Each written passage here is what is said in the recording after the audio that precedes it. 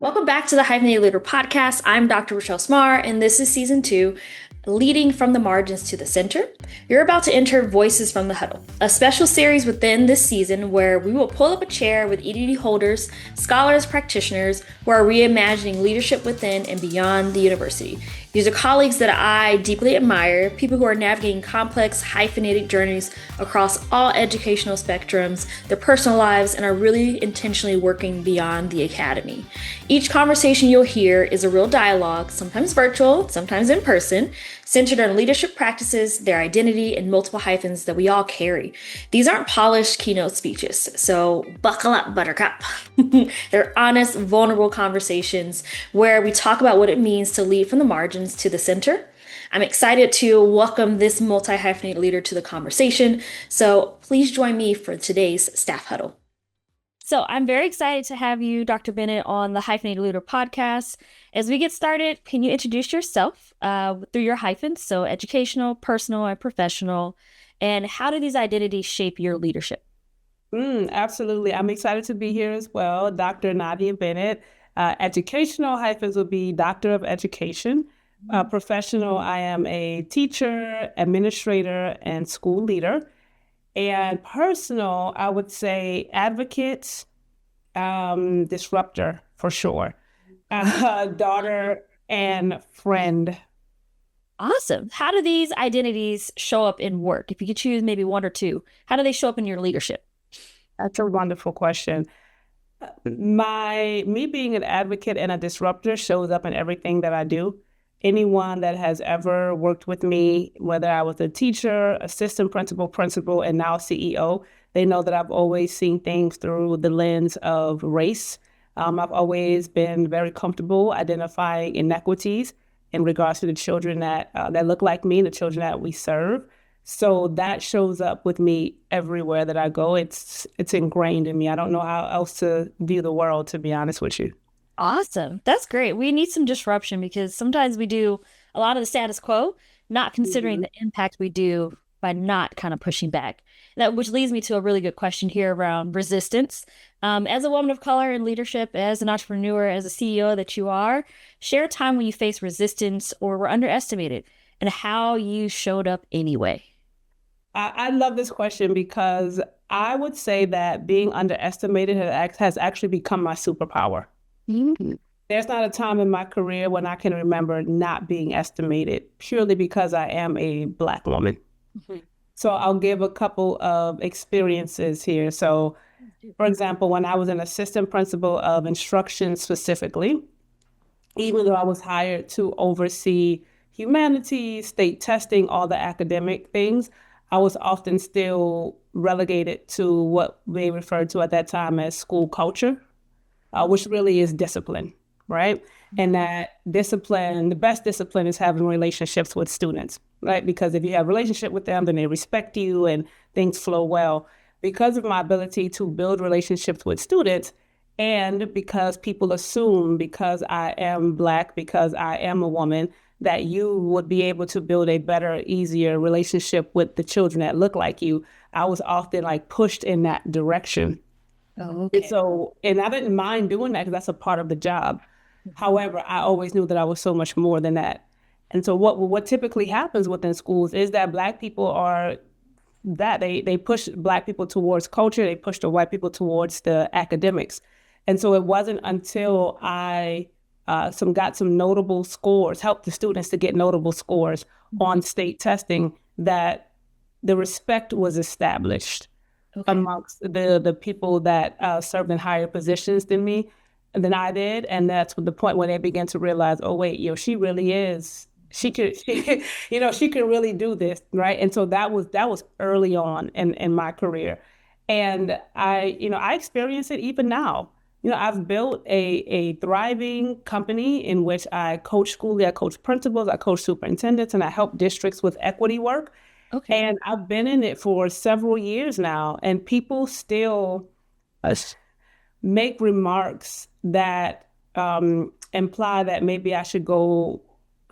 Well, I'll just give a very recent situation that happened. Mm-hmm. So a good friend of mine who also works in education she was speaking to a mutual colleague, and it just explained to them that she was in need of hiring a chief level leader for some work that she had coming up. And the person who fully knows that I am the founder and CEO of When Brown Girls Lead and that I serve schools nationally, they said to her, well, what about Nadia? Maybe she could do that and still do some consulting on the side. Oh no. Yes. No. And yes. And that person that said that was a white man. And my colleague immediately addressed him, as I understand it. And it's so interesting to me that it doesn't matter, in their minds, it doesn't matter what we accomplish and what we do. And he does consulting as well. And my consulting is, I've been in it longer and I've seen more success. But it's interesting to me that you would even make that statement. He backpedaled, he apologized, etc. But it just continues, and that's why I just use it now as my superpower. It's rude. It really it minimizes my accomplishments. Right. To their level, because they're so far beneath you that I've got to drag you down because this is only where I see you. So exactly. wow. Exactly. Wow. And so yeah, but it does not feel that I got really frustrated recently when I heard that. But at the same time, like I said, it's my superpower. I want you to keep underestimating. Sleep on me. I want you to sleep on me. Keep doing that. Because it's worked out for me my entire, because I will in fact prove you wrong every single time. Exactly. You'll show up and show out in ways that they can't even imagine. You just giving them, they're giving you more leeway to just do even better. Correct. Wow. That's fantastic. And I'm glad that you use that as fuel for your superpower, as you said earlier. So I love it. Tell me a little bit about how you pivoted in your career and when did you know to take that kind of career change or risk, and why did you choose to better yourself?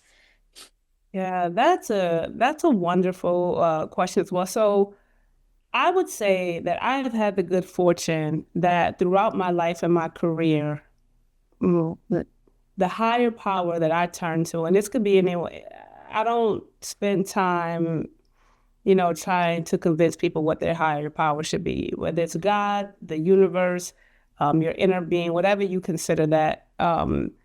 It provides enough frustration sometimes in life that you have no choice but to move into shift.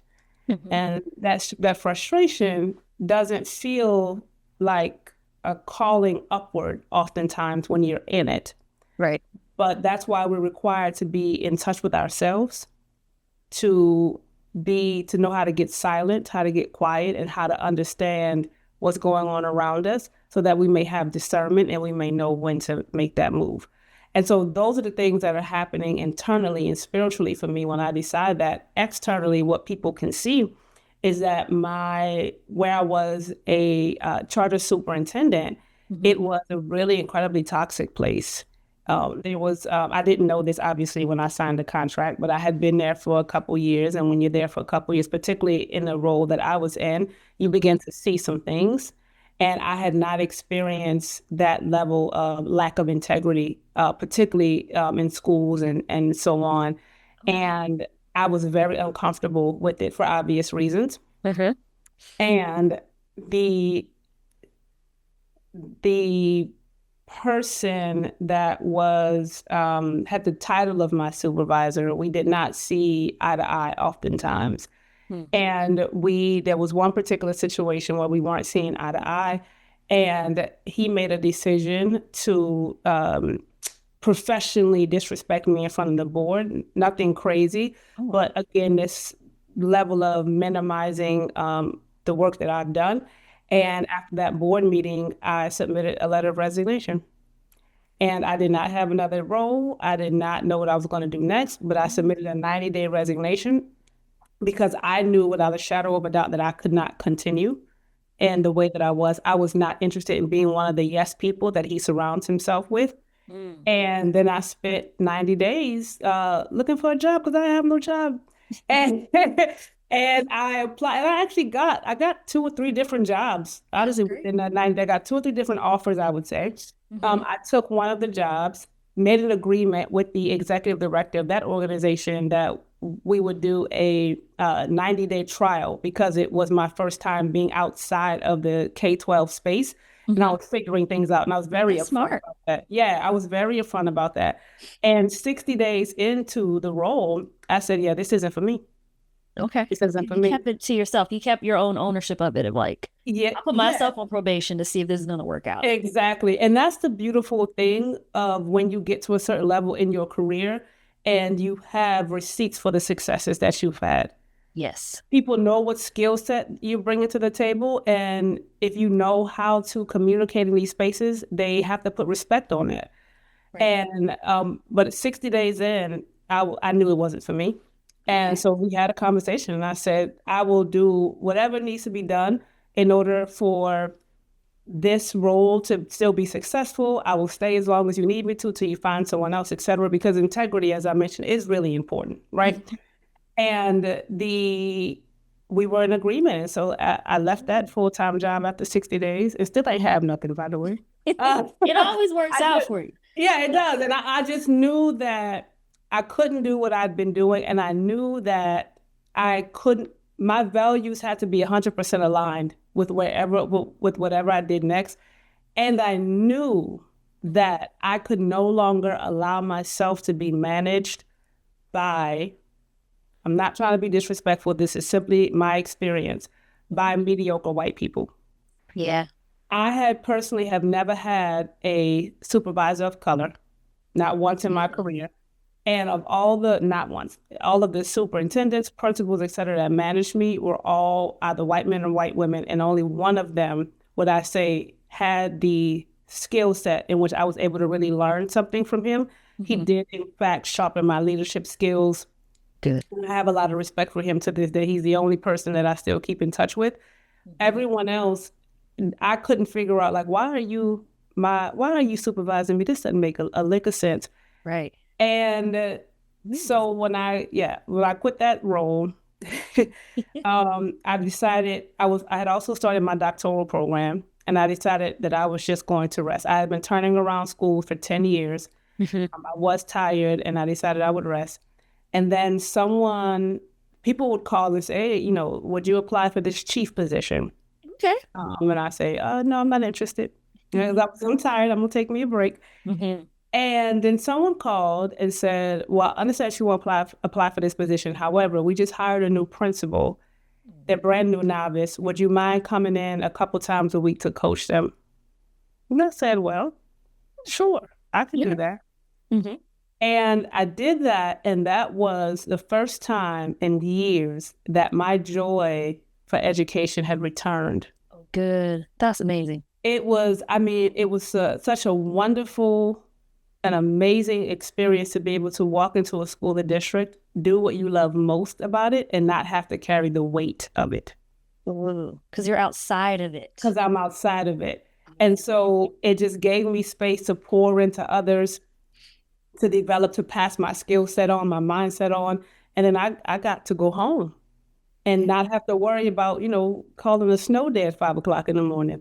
And I said, well, let me see what happens when I put my mind to it. And that was August of 2022. And that by December of 2022, I had 5 clients. Amazing. And then next year in 23, I ended that year with 17 clients. And so I started, and now I have 2 or 3 times as much as that. That's awesome. I share that because the reason that I was able to find this path is because I do work very hard to stay in tune with myself, to make time for spiritual practices, such as meditation, reading, journaling, etc., that allow me to not lose touch with the next thing that I'm being called to. And I've been like that my entire life. When I was moving from teaching to assistant principal to principalship, I've always known there was just a knowing within me. And even today, when I'm coaching my principals, I tell them, you got to know how to go inside. Right. It can't just all be the hustle, the grind, et cetera. You got to know how to go inside and understand the direction you're being pulled towards. And so for me, there's no separation, honestly, between who I am spiritually and how I show up in my work. because I bring my full self to that always. Yeah, I love that. And I feel like this is a little bit of a coaching session because I want to ask you for my own self and maybe others too, just, how do you get out of that loop of like the next thing? Just keep going. And how did like that kind of force, I won't say it's a forced pause, but like a pause that you took between the jobs to pursue your doctor? Like, I wonder if that also helped you understand that you need to slow down and rest and figure out like who you are so that you could come back and maybe consider this opportunity of coaching that maybe wasn't an idea for you. Like, how do you encourage others to slow down and consider like who are you before you jump into the next thing and just keep hustling and grinding? Yeah, I would say the first thing I would tell everyone to keep in mind is that which is for you is for you. And so we don't actually have to rush as much as we believe that we have to rush. That's key. Yeah. The second thing is I am speaking, this is hindsight speaking. Mm-hmm. When I quit the superintendency, I wasn't thinking about that. I just knew that I wasn't gonna let this man keep talking to me crazy. You wouldn't stress You me know, out. I had to put my foot down. And I would say that was one of the things where it put me in a position where I had to. Okay. And I actually wouldn't recommend that. I share with people often that God gives us, again, whatever your higher power may be, God, universe, etc. It gives us these taps on the shoulder where it's like we hear things and we get an interest or a curiosity about a certain thing, but we often don't have, whether it's the courage, the time, etc., to follow up on that thing and really to look into it. Right. When we ignore, eventually that tap turns into like a push down, and a tumble down. Until the last probably 5 years of my life, it always was a push down for me. Okay. It always got really, really hard. So what I would recommend is we have a choice as human beings in that, yes, as human beings, our brains learn most through pain. Which kind of sucks, but it's true. It does. Because I think God is like, you said that tap, like God is always tapping us, be like, you have an option here. Yes, exactly. But if you want pain, here's what you got. This is what you got, right? I would say be aware of that and work against that. Okay. If you can learn how to be sensitive enough to listen to the taps, you won't have to go all the way down in the valley in order to learn. And that's just something I would say that I started practicing, like I said, in the last 5 years of my life. So don't force yourself. The valley is a choice. I hate that I said that because that's going to get some people mad. But sometimes the valley is a choice, Yeah. So you get to choose. Do you respond to the taps now, or are you choosing the valley in a few weeks or a few months? Yes, in a few months. And even when the valley is not a choice, because sometimes life just hits us hard. Sometimes it just happens. We still do have the choice of how we respond to it. That's true. Right? Yeah. I can respond and allow myself to think, oh, I'm suffering, and stay in that suffering. Or you can say, God, what am I supposed to learn in this situation? What are you trying to teach me? How are you trying to empower me? That's a completely different question from why am I suffering so much? Right. One is a question. Yes, one is a victim, one is victorious. So, ooh, I love that. Okay. And now I think you've talked enough about the different challenges you've encountered. So I want to think, what does community look like for you, and why does it matter in your leadership style, and how does it bring joy to some people say no more balance, rhythm to your life? Yeah. Community is incredibly important. I cannot stress this enough.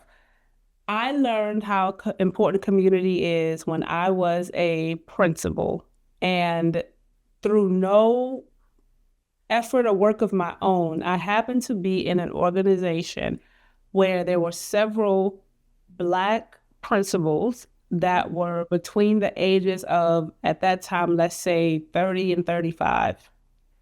And we all had similar mindsets in regards to our purpose within the organization, our desire to serve young people that look like us. This district happened to serve probably 90% of the students. It was 14,000 students, and 90% of them did identify as Black. Okay. And so we understood our purpose and our why, and we band together. Yes. We became friends over time. I left the principalship in 2019, and we're still friends to this day. Because you had a bond. Yes, we listen through some hard times, right? And so we are always there for each other's life celebrations. We have just stuck together, and I found something similar when I went into the superintendency as well. That crew is smaller, Mhm. but I did have that as well. I sought that out though because I knew how important it was in a principalship. Right. And so now that I'm in full-time entrepreneurship, I'm seeking it out as well. Like I need Black women or black people rather that understand how difficult this entrepreneur world is, the different stresses and challenges that come with it. I encourage people. Now it has to be people that you trust, has to be like-minded individuals. You don't want to surround yourself just with anybody. But Right. I do encourage people, find people that understand. Oftentimes, because our family of origin or even our chosen families Mhm. don't understand because they haven't walked in those shoes. Right. And that can get isolating. And Mhm. so you'll want to find, so my community shows up when, listen, I did this just Monday. I hadn't had a day off in about 14 days. And I text one of my principal friends who is now there and said, listen, what you doing for dinner tonight? Can we get a drink? Yeah. Right? Can we meet And up? then you're there and you just get there and you just be and you exist and you vent. And yeah, we need that. Yeah. I'm so glad you said that. I think I haven't thought about like how you have to seek it out and create Mhm. it and cultivate it yourself. I'm just so used to it. Like, well, we're all at work together. We all know these things. And sometimes you can take friendships for granted and you have to actually invest in them and invest in that community as well. Um, I love that you said that. So I'm going to work on that this weekend. Yeah. But you and I, we're connected because we're both co-authors in the Black Women in Educational Leadership book. And so Yeah. before we kind of wrap up, I would love if you could tell me a little bit about your chapter, just so we can do a little promo and make sure we get a lot of sales. Absolutely. So I enjoyed writing my chapter. I tell my leadership journey from a lens of the challenges and the hardships, but how all of those were used to help me become the woman and the leader that I am. Mm, And so I have had experiences of rejection, unkindness, racism, sexism, a laundry list, right? And every one of those experiences throughout my career, God has used those to sharpen me. Now, that's not to say that sexism and racism specifically is in any way God ordained, because it's not. mhm. Right. However, God will use that if you allow and if you ask the right questions, right? In terms of what we said earlier, those Yes. things can be used to develop the woman that God is transforming you into. And so that's really the through line throughout my story. And I give a lot of examples about, those same things. Like I said, racism, sexism, unkindness, jealousy, envy, all of those things come up. Mhm. But throughout all of it, I was grounded in my why Good. and had a very strong foundation of knowing this is where I'm supposed to be. And so it hurt and it was incredibly difficult, but it never caused me to walk away from where I knew I was supposed to be. Oh, I love that. I can't wait to read your chapter because it reminds you like persistence, resistance, and like this is your God ordained path. Like if you don't do it, someone's missing out on the blessing of having you in their lives or connecting them to their next thing. You mentioned briefly your organization, and I just want to make sure we know how do we connect with you if we're looking for opportunities. Absolutely. When Brown Girls Lead is a consulting firm in which I do coach K-12 school leaders. That could be principals, superintendents, directors, anybody that is managing teaching, managing a building, managing a budget, etc., and needs leadership skills. I am also an instructional leader by nature. And so I absolutely love coaching principals and APs because I have supported many districts in higher achievement for young people. Okay. I also do a lot of equity and anti-racism work. So those are my two services. Those are my gifts. That's what I love. That's what my passion is. Instruction and equity. That's where I live. Good. Leadership and equity rather. And so, and I offer those in various ways. I do one-to-one coaching. I do retreats, summer retreats. I do equity, anti-racism, PD. I do trainer models, all those types of different things.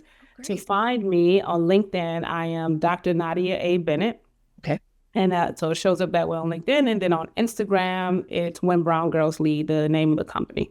Awesome. I have a few friends from my own doctoral program that are leaders in K through 12. So I will be sure to share out that information with them because Please do. they need some resources because I'm in higher ed. So I don't know the struggles of K through 12, but I can imagine. Yeah, absolutely. Please can do. imagine. Please do. And so we're gearing up for our summer retreat. Summer is a time where leaders get an opportunity to review how the year was data-wise and pivot for the following year. And I lead a lot of those retreats. So they need anybody to come and to take that responsibility off of them. Mm-hmm. School leadership is so incredibly difficult. And when you also have to figure out how you're going to train your leaders during the summer, it's just an additional responsibility that I like to take off of a leader's shoulder. So tell them to hit me up. Exactly. And I agree. As someone who's leading, it's always better to bring someone in so that you can be a part of the conversation and not doing both roles as well. So I agree with that. I am grateful. Thank you so much for this conversation.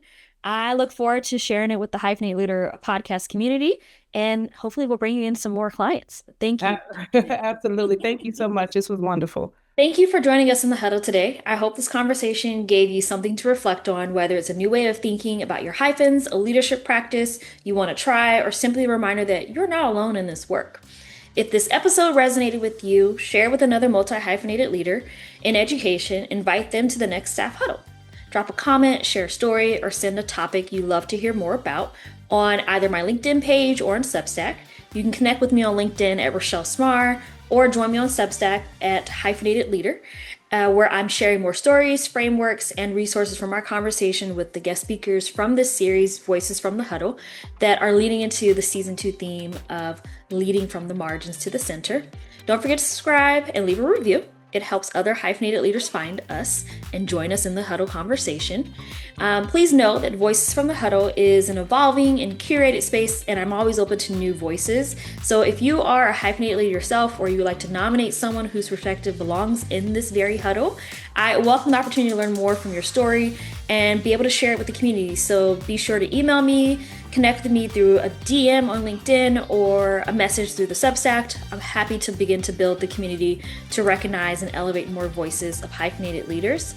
Let's normalize talking about our experiences, let's support each other, and really build up this hyphenated leader community. So until our next staff huddle, be sure that you continue to lead authentically, keep embracing every hyphen, and have fun as well. So this is the HyphenatEdD Leader podcast, and I am Dr. Smarr. I will see you at the next staff huddle.